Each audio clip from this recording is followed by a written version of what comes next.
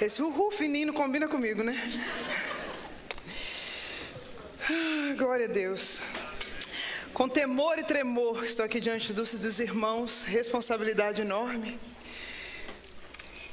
Mas a minha oração é que Deus fale ao nosso coração. Fale ao seu coração, fale de novo ao meu coração, que trago a vocês o que Deus já falou comigo. E vou falar sobre tempestade. A gente que mora aqui no sul da Flórida tem um privilégio, podemos chamar de privilégio, de poder usar como ilustração as tempestades que acontecem aqui na Flórida, né? O último foi o Irma, que para quem acabou de chegar aqui, o furacão nem passou, né? Entendam isso. O furacão foi o Vilma. Vilma, sei lá. 12 anos atrás, o Irma foi café com leite. Não chegou aqui, mas a gente que mora na Flórida, antes do furacão a gente se prepara, né? Esse é o nosso objetivo, a gente sabe, vem estação de furacões, de 1º de junho a final de novembro, então eu tenho um marido que é super prevenido e cuida de tudo, e um irmão aqui da igreja, é uma benção meu marido, presente de Deus, e a gente checou o teto, se estava em condições para enfrentar esse furacão, e um profissional aqui da igreja foi em casa, checou tudo, não dá para segurar, pode ficar firme, já sabia que o teto estava meio barro, meio tijolo, mas dá para passar o furacão. Nos preocupamos com as janelas, protegemos as nossas janelas, e com a ajuda também de muitos amigos, compramos toda a água, todos os enlatados, tudo tem que fazer. E assim, a gente brasileiro, até de furacão, vira um retiro, né? Vai passar o furacão com quem? Então a gente passou, minha casa estava cheia, né? Vamos passar o furacão juntos. Aí levamos, nós éramos 4 famílias dentro de casa, e vamos passar o furacão juntos. Essa é uma tradição, né? Passar juntos com o gerador. E a gente fez assim, então esperando o furacão. Eis que chega a tempestade e começa a chover e tal, e de repente a gente vê um fenômeno que era novo. Nós vimos uma bolha aparecendo na parede de água. Eu falei assim, Jesus. Aí uma das visitas falou assim, aquela bolha. E era por dentro da tinta. Tinha acabado de pintar a sala, tinha 2 semanas de pintura, e começou a se formar a bolha. Ela foi que eu ia trazer a foto, esqueci. E ela inchou. A única coisa que a gente pode fazer, alguém teve a ideia, dar um furinho nela, porque ela estava descendo, né? Foi só fazendo o mesmo negócio. Aí a gente furou, igual faz com queimadura, quando a gente é pequeno faz isso, né? Até queimar, faz a bolha, você fura. E aí escoou aquela água, mas nós ficamos olhando, e assim, eu e o Jay pensando, assim, Senhor, tomara que não seja nada grave. O que será que aconteceu? A gente se preveniu tanto, e aquela água por dentro da tinta ali, saindo. Pode ser uma rachadura, pode ser um buraco, onde mas chovia muito. Não tinha como ir lá fora. Era ventania, era shingles da casa de tudo que é vizinho, correndo. Então, não tem como ir lá fora agora. Na hora da tempestade, você só assiste. E você espera que dê tudo certo. Espera que a situação não seja... O que será que vai acontecer? E olha que a gente tinha se prevenido, mas checou tudo. A chuva, que sempre cai assim, no Irma resolveu vir assim. Então existia mesmo uma rachadurazinha, um buraquinho pequeno, graças a Deus. Deu certo não, Felipe? Deu não. Felipe tentou me ajudar. Eu vou ter que fazer jejum de brinco grande. Pronto, acabou. E a chuva resolveu entrar dessa forma e penetrou em casa.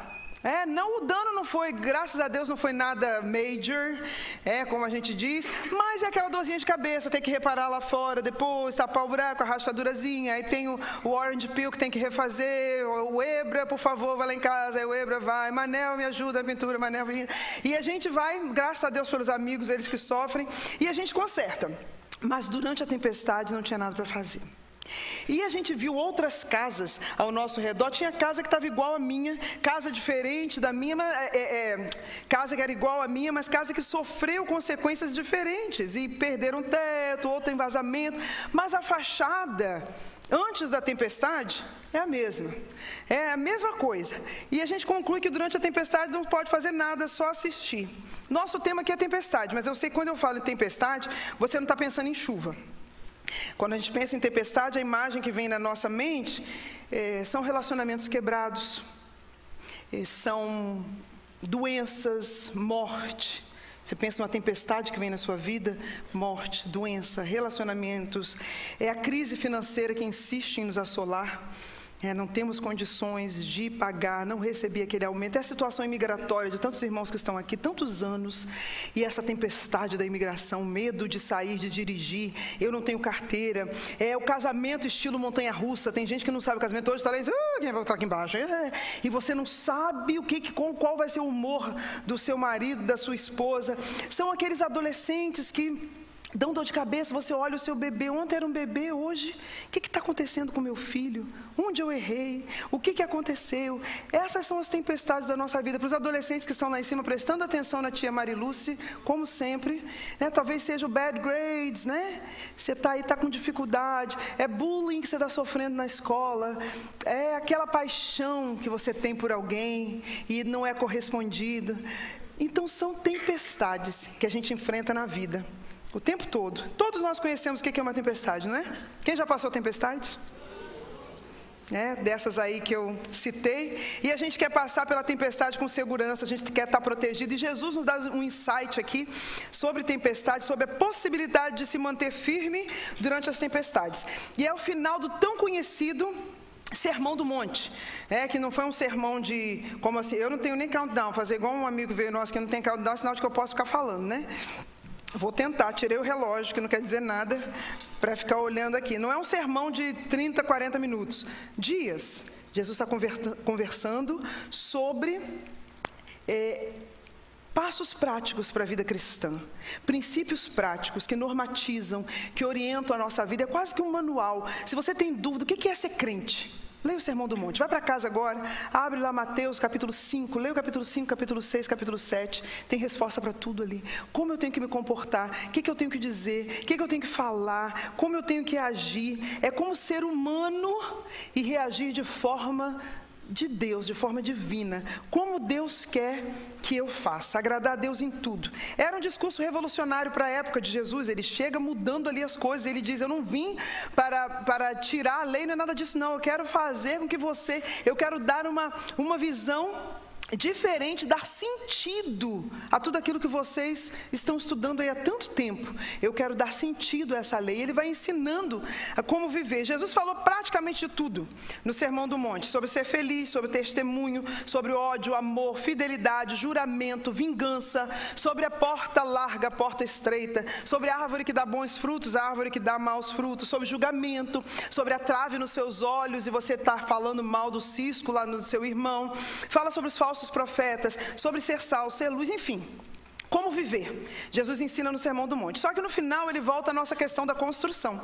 Nós estamos em obras, não podemos parar. E ele nos lembra que para tirar benefício de tudo que ele está ensinando, a gente tem que ser como o homem que construiu a sua casa sobre a rocha. E essa rocha faz toda a diferença. É a rocha, Jesus, que vai fazer toda a diferença. E ele diz assim, ele termina, o versículo diz, portanto, esse portanto é muito interessante, ler a palavra de Deus e pensar, portanto, depois de 3 capítulos de Bíblia, o Senhor Jesus fala assim, portanto, deste modo, sendo assim, consequentemente, PIB Flórida, quem ouve essas minhas palavras e as pratica é como um homem prudente que construiu a sua casa sobre a rocha. Caiu a chuva, transbordaram os rios, sopraram os ventos e deram contra aquela casa e ela não caiu, porque tinha seus alicerces, aonde? Na rocha. Mas quem ouve essas minhas palavras e não as pratica é como um insensato que construiu sua casa sobre a areia. Caiu a chuva, transbordaram os rios, sopraram os ventos, deram contra aquela casa e ela caiu.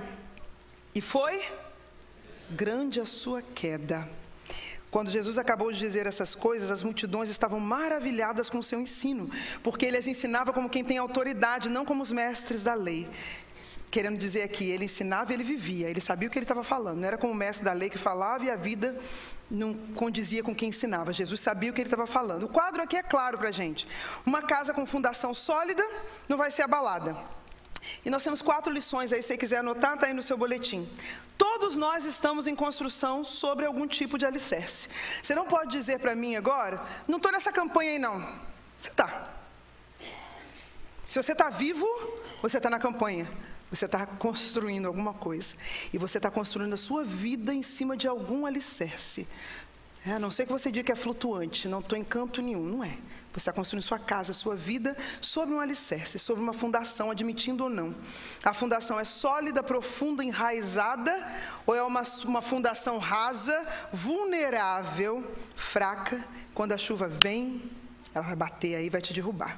Uma vai resistir firme quando descerem as chuvas, transbordarem os rios e soprarem os ventos. A outra, quando descerem as chuvas, subirem os rios e soprarem os ventos, grande vai ser a sua queda. Ou você anda do jeito de Deus, experimenta a bênção de Deus, você cresce em Deus, conhece a força dele durante a tempestade, ou você anda distante de Deus, produzindo as coisas que não têm valor para o reino, se torna vulnerável durante as tempestades. De repente você vê uma bolha na sua parede. Você está vulnerável. Quem é você? Quem sou eu? No meio da tempestade. Que alicerce? Sobre que alicerce? Sobre que fundação eu estou construindo a minha vida?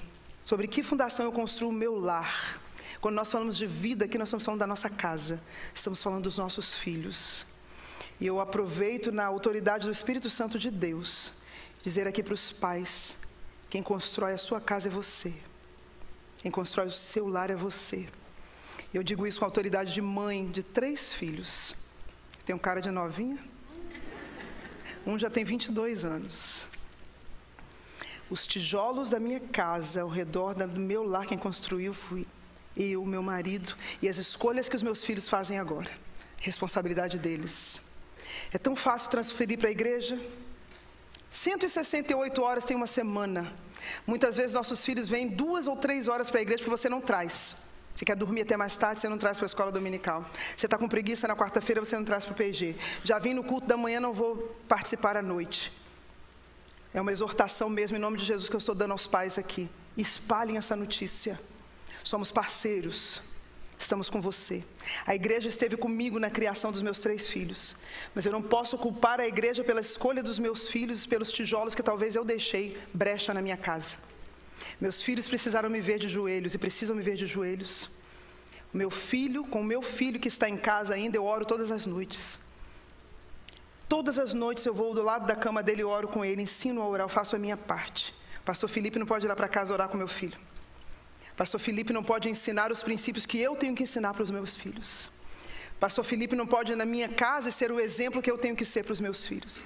Meus filhos serão homens porque vem no pai deles um homem. Seu filho será homem porque vem em você um homem.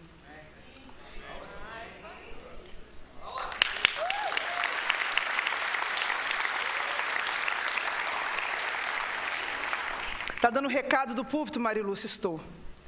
É o recado de Deus. O recado de Deus. 168 horas por semana, os meus filhos estão nesse mundo. E se eles vêm à igreja 2 ou 3 horas por semana, eu não vou responsabilizar a igreja pela vida dos meus filhos. Eles vão ver se eu faço as escolhas certas, se os tijolos que eu construo na minha casa estão corretos. Seu filho vai olhar primeiro para você. Pense nisso. Pense nisso. Tenho 3. E já passei por muita coisa com os 3. Depois você me procura. Segundo, as provações revelam o nosso alicerce. É só na tempestade que a gente vai saber. Se o Irma não tivesse dado uma chuva enviesada, não saberíamos daquela rachadura na nossa parede. A parábola aqui dá indicações de que antes da tempestade as construções eram todas idênticas, tanto do prudente quanto do tolo. Na superfície, casa espaçosa, casa atraente, casa confortável. Na superfície tudo parecia estar bem. É difícil, gente, discernir antes da chuva, viu? Quando a tempestade chegou, eles foram colocados à prova. Isso aí é a situação da parábola. É impossível saber que você tem uma fé genuína quando o sol está brilhando, quando as coisas estão bem, quando tudo está bombando. Que é fácil glorificar na bonança. É fácil glorificar a Deus quando o seu green card chega. Eu lembro quando o meu chegou. Não foi através de casamento, viu? Eu lembro quando o meu green card chegou.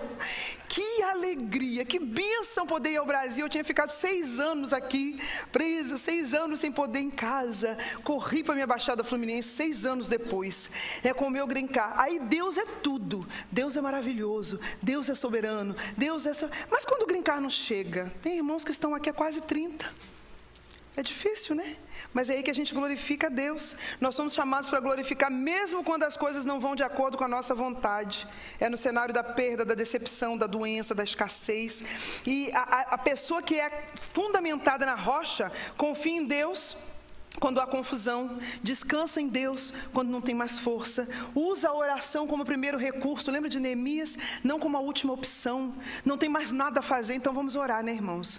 Não, a primeira coisa que nós fazemos é orar. Isso é característica de quem está fundamentado na rocha, quem ouve essas minhas palavras e as coloca em prática. Olha além do natural, tem coisa que é tão natural, a gente só vê o natural, só vê o que está diante de nós. Quando você está fundamentado na rocha, você vê o sobrenatural de Deus. Vão dizer que você é louco, mas você acredita. Eu acredito. Tu podes fazer outra vez, Senhor. É o mesmo Deus, irmãos. É o mesmo Deus. A gente esquece. A gente tem uma memória tão curta, né? Mas é o mesmo Senhor, é o mesmo Deus. Tem que estar fundamentado na rocha. Quando você está na rocha, você corre para Deus na hora da crise. Um dos meus personagens favoritos que me ensina tanto é Abacuque. Na hora da crise, na hora da dificuldade, Abacuque diz assim: eu não estou entendendo nada. Que loucura é essa, Senhor? E quem conhece a história sabe disso. Quando Deus começa a mostrar o que vai acontecer, a aparição dos caldeus, o que vai acontecer com o povo, com Judá e tal, ele fala: não estou entendendo nada. Para onde ele vai? Para a torre de vigia. Eu vou orar mais. Ao invés de correr de Deus, ele corre para Deus. Ele sabia, só Deus está fazendo esse negócio todo aí, só Deus tem a resposta. Eu vou ficar aqui esperando para ouvir o que Deus vai me responder no tocante à minha queixa. É de Deus que ele espera a resposta. Aí Deus dá uma resposta e diz que vai encher, que a glória do Senhor vai encher. Aquela resposta, estava dizendo assim: mas Senhor, desenha, né? Não estava tão claro. Mas ainda não estando claro, nós conhecemos o fim da história. Nós sabemos o que vai acontecer. A gente sabe que vem Nabucodonosor, a gente sabe que vem depois Dario, Ciro, e a gente conhece depois Neemias. A gente tem o fim da história, Abacuque não tinha.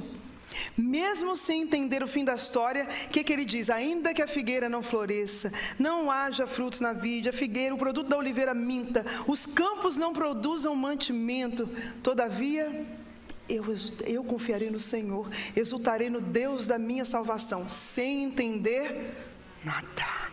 Ele estava no escuro, fundamentado na rocha, porque eu conheço o meu Deus. Na hora da crise eu corro para Deus, ao invés de correr de Deus. Eu vou me colocar na minha torre de vigia. E as provações, sem dúvida, mostram se a sua casa vai ficar de pé ou não. É simplesmente um teste. Provação é teste de qualidade. É controle de qualidade. Quando a provação chega para a gente, é controle de qualidade. Vou ficar firme ou minha casinha vai balançar? O que eu vou fazer? Nossa missão é construir com prudência, com diligência. Esse é o meu papel, é construir. Jesus com simplicidade, amo estudar a pessoa de Jesus, amo estudar os ensinamentos de Jesus. A gente complica tanto. Jesus é simples naquilo que ele fala. Ele fala às vezes nas parábolas que você tem que olhar e falar assim, mas no geral Jesus é super prático. Eu sou os meus amigos íntimos aqui e meus alunos sabem disso. Eu sempre falo da vida prática. A gente tem que ser prático, para de enrolar.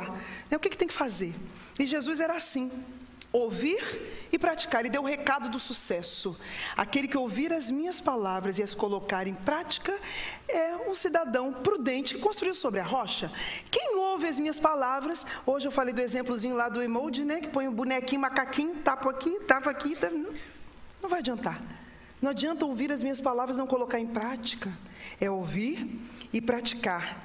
São as escolhas. O tijolinho aí do nosso muro, da nossa construção, da nossa casa, são as nossas escolhas. Eu sou luz onde eu trabalho? Ou eu sou agente 007 do Senhor? Melhor ninguém saber que eu sou crente não, ó. Fica baixo. Eu sou sal. Eu faço diferença quando eu chego. Eu chego num ambiente, eu faço diferença. Eu sou bem-aventurado. As bem-aventuranças estão lá. Nesse sermão do monte, bem-aventurado o que chora, bem-aventurado aquele que sofre perseguição por causa do Senhor, bem-aventurado aqueles que têm fome e sede de justiça. Minha árvore dá frutos, dá bons frutos, dá maus frutos. Se eu saísse aí pela rua perguntando à comunidade, e aí, como é tal pessoa? O que diriam sobre você? O que seus vizinhos falam de você? O que a sua família lá no Brasil fala de você? Eu choro ou a minha fonte já secou? Eu amo os meus inimigos? Eu escolho o caminho estreito ou o caminho largo? Eu reconheço que tem uma trave no meu olho quando eu estou falando mal do cisco no meu irmão. O prudente ouviu, colocou em prática, pensou no futuro, investiu tempo, trabalhou com diligência, cavou fundo, dá trabalho. O insensato ouviu, mas não colocou em prática porque ele queria o caminho largo, o caminho mais fácil. É o evangelho light. Eu quero ser crente, mas eu quero ser crente do evangelho light. Nada de trabalhar duro, nada de pagar preço, nada de acordar cedo para vir para a igreja. Gente, que isso? Já levanto cedo para a César a semana inteira. Deus entende. O Senhor sabe, eu levanto de segunda a sábado, domingo é o único dia que eu tenho para trabalhar. Fala isso para o seu patrão. Vou tirar um dia da semana para dormir. Mas para Deus a gente fala, né? O prudente trabalhou no início, mas teve a paz e a tranquilidade de desfrutar da sua casa durante a tempestade. A gente quer correr tanto, e na hora da tempestade a gente não está pronto. Experimenta uma grande queda. E por último, as tempestades vêm para todo mundo. Essa é a notícia, talvez não muito boa, que eu tenho para dar para a igreja. Elas são inevitáveis, são para todos. Não adianta dizer assim, não. Ó. Senhor, Tu sabes que a minha casa não está tão firme, Deus. Agora, nesse momento da crise, manda vento para mim, não. Manda para o do irmão, que a casa dele está mais forte que a minha. É aquele irmão que mora lá na A1A, lá perto da praia. Chegou o furacão. Vou evacuar, não. Senhor, e é crente do poder, Senhor, desvia o vento da minha casa. Em nome de Jesus, eu ordeno que o vento bata no meu vizinho da direita, meu vizinho daqui. Que oração é essa, irmão? O vento vai vir bater na sua, Ó, trabalheira que vai dar para Deus, para o vento bater aqui, bater ali, porque ele não teve tempo de construir relacionamento, não tem casa de ninguém para ir. Ninguém me ofereceu. Ou eu não me preparei, não tenho como sair da minha casa. É você querer que o furacão passe e se desvie apenas da sua casa, porque você é um servo de Deus que não construiu sobre a rocha. A tempestade chega para todo mundo. A tempestade bate na tua casa, bate na minha. A gente tem que estar pronto, porque a vida traz para a gente. Tempestade vem quando a gente menos espera. 4 anos atrás, bateu na minha casa. Eu ficava sempre sentada aqui nessa cadeira, e eu olhava as pessoas vindo no final do culto, no apelo, nos problemas, entregando no altar. Eu sempre olhei e falava assim, ô Senhor, um dia vai chegar na minha. E não era atraindo mal, não, era pedindo, Senhor, me dê graça. Abençoe esses irmãos que estão aqui, porque eu sei que a tempestade vem. 4 anos atrás chegou o câncer na vida do meu marido. Ei, tempestade. Quem tem câncer na família sabe disso. Um tempo atrás tinha chegado na casa da minha grande amiga Neinha, já tinha me balançado. E chega na minha casa. Ah, se eu não tenho rocha que é Jesus. Ah, se não ensino para os meus filhos a rocha que é Jesus. Chega. 4 meses atrás passamos por uma tempestade que foi na minha família toda. Que tempestade? Meu primo foi o policial número 91 morto no Rio de Janeiro de forma covarde. E por ser o 91, no dia que estavam fazendo um protesto para os 90, toda hora, você ligava a Rede Globo e ouvia falar dele. Ou ligava e ouvia falar o tempo inteiro. O tempo inteiro, que dor. A pessoa está trabalhando, não era nenhuma batida, não era nada. Alguém chegou e pá, matou. 46 anos, morto. Que tempestade. Você não espera. Você não pode planejar que um membro da sua família vai ser assassinado numa favela no Rio de Janeiro. Para algumas pessoas, policial, todo tem que morrer. Você não tem um policial na sua família, né? É que as pessoas falam desse jeito. Mas tem policial que é pior do que bandido. Não tem mais nenhum. Que dor, que tempestade, que até hoje sangra na gente. Tem apenas 4 meses. Deixar 2 filhas, 2 crianças. Como é que você fala para o restante da família que não conhece Jesus, e falar dessa rocha, da firmeza? Você tem que estar firme das pernas para passar por essa tempestade. A sua tempestade talvez seja maior do que a minha. Eu não sei qual é a sua, mas é inevitável. E a gente tem 2 caminhos. Ou a gente investe e vê os resultados, ou a gente escolhe o caminho fácil e fica vulnerável. Ouça o que Deus diz. É simples. Coloque em prática o que Deus diz. Retorne à sua Bíblia. Quantas vezes a gente fala aqui sobre leitura da palavra, sobre devocional? Eu tenho plena consciência, tranquilidade. Quantas vezes eu já subi aqui nesse lugar e tenho falado para os irmãos da beleza da palavra de Deus. Preguei aqui 2 anos atrás falando sobre o avivamento que Josias liderou. E foi o avivamento do retorno à palavra de Deus. Quando encontraram o livro da lei, voltaram a ler. Tem irmãos que não têm intimidade nenhuma com a palavra de Deus, não conhecem mais a Bíblia. Nosso livro que tem que ser nosso guia, regra, fé, prática, normatização de vida. É ali que a gente encontra vida, ali que a gente encontra força. E a gente não quer mais. Mas a liderança da igreja não está fazendo isso. Isso é tijolo, é isso que eu estou dizendo. É o tijolo da sua casa. É a leitura da palavra de Deus que você ensina para os seus filhos. Andando, levantando pelo caminho, deitado. Espalha versículo pela sua casa. Surpreenda seu filho na hora que abrir a merendeira, tem um versículo bíblico lá que foi você que colocou. Eu não posso ir na tua casa fazer isso. É você. É você que vai construindo esses tijolos na sua casa, abençoando os seus filhos. Falei da última vez que estive aqui para os sacerdotes e repito, homens, tomem tenência. Vocês são sacerdotes, eu continuo dizendo isso. Deus continua me dizendo para dizer isso. Sejam sacerdotes dos seus lares. Continuem, está sendo repetitiva, Marilúcia, a gente precisa repetir, até que comece a ser praticado. Até que isso tome conta da nossa vida. Até que nós sejamos todos construídos aí sobre a rocha. Mantenha sua rotina de oração. Pague o preço, faça as escolhas certas. Fundamente sua vida na rocha. Busque santidade. Deus tem operado de uma forma linda no nosso ministério, nos orientando sobre coisas que precisamos tratar com a igreja. No início do ano nós vamos começar uma série sobre santidade. Deus já tem falado no nosso coração, já tem desenhado aquilo que tem para nós sobre santidade, sobre ser separado para Deus. E a gente vai, a partir de janeiro, está aí nessa missão. A fundação, o alicerce vai ser o nosso diferencial. A gente vai ficar firme ou grande vai ser a nossa queda? Lembre-se, todos nós estamos em construção constante sobre algum alicerce. Durante a tempestade é que podemos provar a qualidade da nossa construção. Só durante a tempestade. Por isso, invista o seu melhor na construção da sua vida, da sua família. Cuide do teto, cuide do gerador, cuide das janelas, mas vai ao redor da casa e vê se tem alguma rachadura. Que às vezes elas passam desapercebidas. É um buraquinho que, graças a Deus, na minha casa não causou muito dano, mas pode causar na vida. Às vezes é uma brecha que a gente deixa. Então tem que vigiar, tem que cercar todos os aspectos. Nós, como pais, temos que vigiar onde nossos filhos vão. Quem são os amigos dos nossos filhos? Quais os sites que eles estão frequentando? Dá uma incerta. Pega o celular. Ele apaga tudo. Pega e pede ao pessoal que sabe mais mexer nessas coisas. Você pode ver a história de onde eles estão indo. Tem que dar incerta. Tem que saber com quem eles estão andando. Não se iludam com a língua. A gente às vezes não quer que nossos filhos assistam coisas em português porque a gente entende o palavrão, mas em inglês está pior ainda. Seja intencional. Não passe pela sala e vê assim, meu filho está vendo desenho animado. Tem muito desenho animado aí que não pode entrar na nossa casa. O negócio é um desenho até de família, Family Guy. Tem a palavra família. Não é. Uns bonequinhos bonitinhos. Estão te enganando. E filho dá nó na gente, tá? Cuidado. Eles vão continuar amando a tia Marilúcia, que estão prestando atenção aqui, né? Mas é para dar incerta. O que é isso aí? Não, meu menino, Globo lá em casa não entra em nome de Jesus. Ele fica só no Netflix, tolinho. O que ele está vendo no Netflix?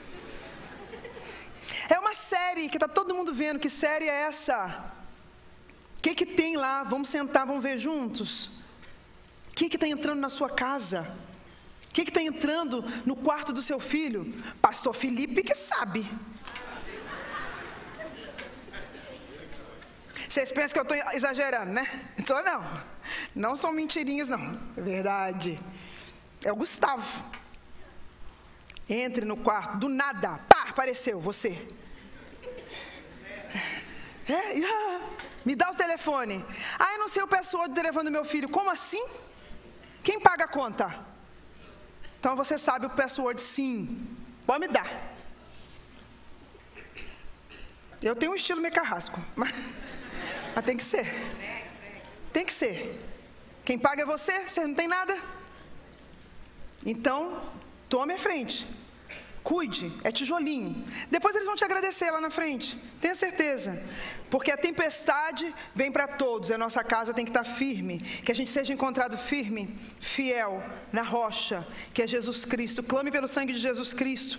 Todos os dias, Ele pagou um preço para que a gente tivesse vida abundante, para que a gente tivesse vida plena, para que Ele tivesse... Eu escutei, que satisfação, escutei de um adolescente essa semana. Que coisa engraçada. O povo às vezes lá fora pensa que a nossa vida é de sacrifício, de privação, e não é. A gente é alegre, né, Bel? A gente é alegre. E os nossos amigos não sabem, eles às vezes acham que a nossa vida é ruim. Eu ouvi isso da Isabel. Que bênção. E a nossa vida é tão boa. Viver com Jesus é tão bom. É você ouvir isso de um adolescente num pequeno grupo. Jesus, que coisa boa. E é isso, seus filhos vão agradecer por esse investimento. Confie no sangue de Jesus, Ele pagou um alto preço por nós. Vamos construir nossa vida sobre a rocha, que é Jesus. Amém?